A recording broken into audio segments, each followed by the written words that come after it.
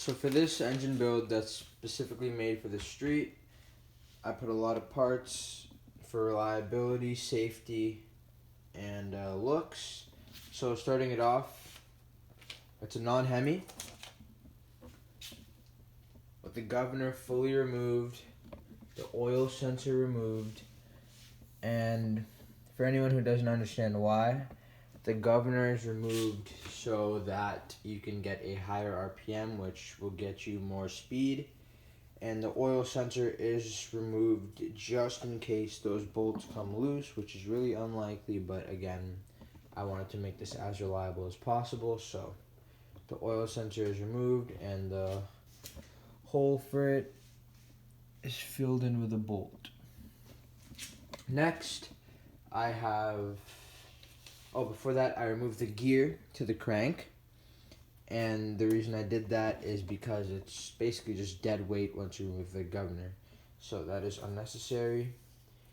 And I have a video on this, but I put the side cover, these vents in the side cover, going to the valve cover, leaving the valve cover, going to a catch can, which is obviously not here right now, but I did that for pressure relief, and that is the proper way to vent. From there out to a catch can. And I have a full video on this again, like I said. And the reason I do this on a stock side cover is because the billet one is about $150, and I'm not looking to spend $150 on just a side cover. So that's the reason I did that. And the next thing is my valve cover. So going in to show that right here. It's a GX2. So this is, like I said, a Non Hemi, but this is a GX200 valve cover. So the reason I use that, for one simple reason, so that when putting these 3/8 vent barbs, there's more space, because on the normal hex, you're not going to get that much space to clear these together, and for $5 it really makes the difference, and it's worth it. And removing the baffle in this is kind of easier, but oh yeah, you do need to remove the baffle. It's not hard, it's really easy, and that's basically the only way you can get two lines over here, and that's the point, to remove the baffle so you can relieve pressure through these oil lines right here. And the next will be these decals that I put on the tank. Nothing special, it's just I really like the look of adding some stickers to the tank. Let me just do a full walk around of this.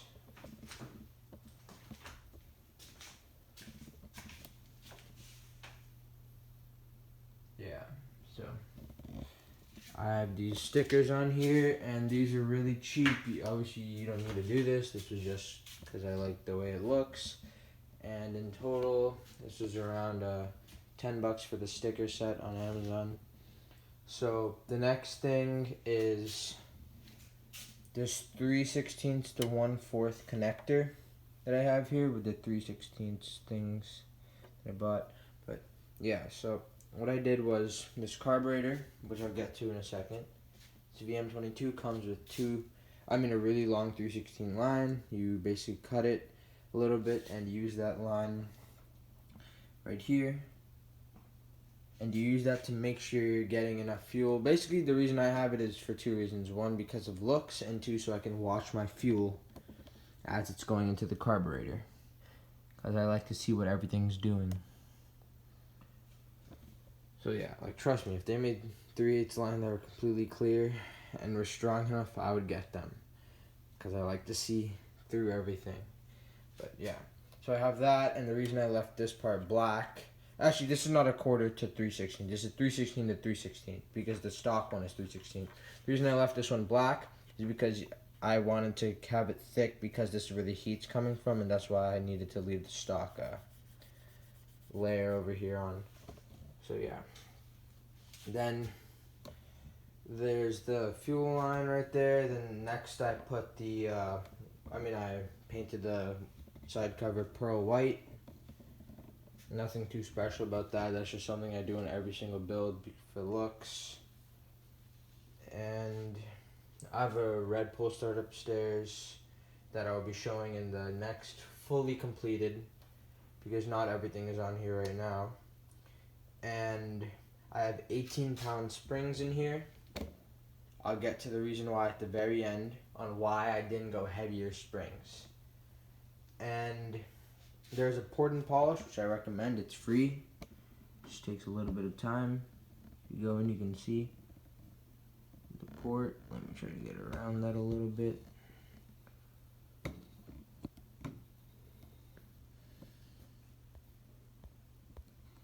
Yeah. You can kind of see all the way. So yes, I ported this. Polished it over here, and I did lap the valves. I suggest you lap them as well. Like I said, it's free and it's worth the slight difference you'll see. Again, you don't need it unless you have a big cam and a heavier springs, but when it's free, why not, you know? It'll help with the slight horsepower gains because of the higher CFM and the air coming faster into the engine, exiting faster through the engine. So the next thing I did was I painted this adapter black. It was blue before. I did that. And then the exhaust is on the way. I bought this for it so I can weld the exhaust on. I have a flat top piston, so this is getting into the internals of the engine. So I took a piston from a Hemi. This is a full non Hemi, right? So I took a piston from a Hemi and put it in the non Hemi. So the thing about that, a lot of people you'll see, they use the Hemi bottom end with the non Hemi top end. That's the same exact thing as using a full non Hemi and just putting the Hemi piston in, because when you're doing that, you're getting the flat top piston with a higher compression. So when you do that, remember that the piston is a little bit shorter, so you will lose top dead center height. And the way you make up with that is when buying your billet rod. Remember, the billet rods, there's three $65 billet rods. The main reason I put the flat top piston in was one, it was free because I had an extra extra Hemi, so I took the piston. And second reason is because there's $65 billet rods, and one of them is a longer rod, it's the plus 40 thousandths rod. And the reason for that rod is because it makes up for that extra 40 thousandths below top dead center, and it brings it up flush at deck. So it will be completely flush at deck. Add the compression, and when it's the same price as a stock rod, why not, right? And that's really one of the main reasons. And compression is going to help with getting off the line better when you're running a really tall ratio with your gearing, obviously. And ignore the Hillard clutch. I'll make a separate video on tuning that. But it is a Hillard 40-41 chain Hillard clutch. And I have a billet flywheel, speedway, the new billet flywheel. I don't think it makes a difference. You can get the generation before or this one. They are $115 now. They did raise the price by $10. I get all my parts from OMB Warehouse, and fuel lines usually from Amazon.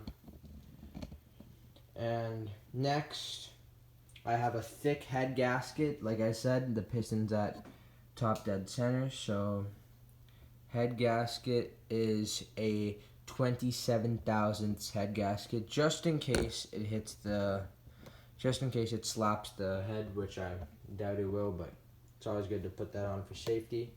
So like I said, now we have our RPMs, we have all our safety parts in. Now let's get into making the real power, because safety parts are done, governors removed. That's our safety, that's our RPM. That's around 5,000 RPMs, a little bit more, right? Maybe 50 to 200-ish. So next, getting this intake and exhaust is important. So you should really get this a big carb.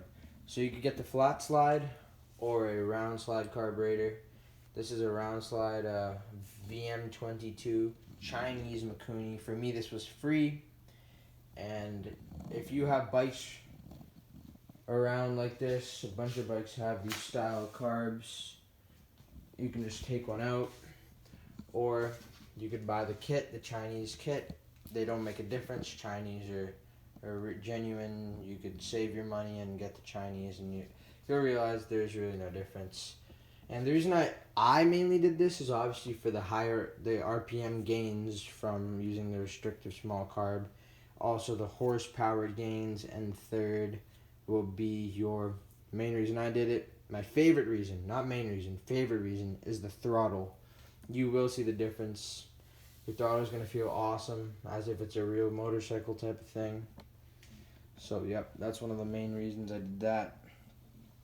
And obviously your exhaust is going to help with the horsepower and RPMs as well. So next, kill switch isn't too important to show. I just have it routed up there. Tack I'll be adding on. Air filter I have in the back. It is a uni, I don't know what it's pronounced, UNI maybe. Air filter, angled 2-stage filter that I'm going to be showing in the next video on this engine. Then the final thing that I have for now is going to be this auto light spark plug. The reason I did this is for tuning. A lot of times the stock spark plug is made for the lower RPMs. They get overheated, and it's better to get the aftermarket spark plug, only $7. It's going to help a little bit with tuning, and when it's only $7, why not? It's a worth it upgrade. So now the main comment I might get, or the main thing everyone's going to wonder, is what about the cam? What about the springs? Only the 18-pound springs. And that's the thing about this build. It's just a stage 1 build, It's just, all it is just the 18-pound springs with the governor removed, which is what most stage 1 builds are, with the exhaust. Now you're adding a bunch of optional things like these, which are making it look better, the venting, and adding the bigger carb, which is still that doesn't make it stage, I don't even want to say stage, but that doesn't make it any better. It's just, you don't need the billet parts, but this is for street riding, so you want it to be reliable. So that's why I have the billet parts. And like I said, you could save almost $200 by not getting these, but if you want it to be reliable, you should.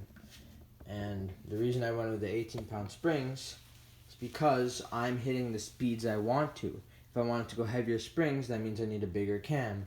And when I want to keep this as cheap as possible, why get the bigger cam when I get the horsepower I want and I get the top speed I want? If anyone can give me a valid reason why I should get the cam when I'm getting the horsepower I want and the speed I want, I'll believe it. But I feel like I'm getting it perfect off the line. No issue, nothing to complain about with the horsepower. I'm getting the speeds I want. I'm getting the RPM I want. There's no complaint. So if anyone can give me a valid reason why I specifically need to get a bigger cam, get heavier springs, I'll believe it. But until then, this build's doing just fine. It's really cheap. It's only about $200 in aftermarket parts. And actually, no, maybe $250-ish.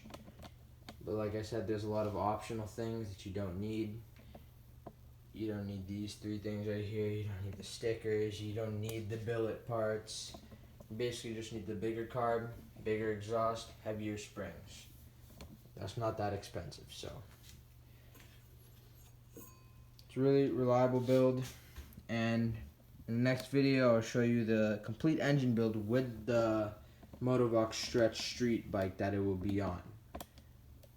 So thanks for watching, and if you have any questions, which I'm prepared for, about the cam, you can just comment it down below. Alright, thanks for watching.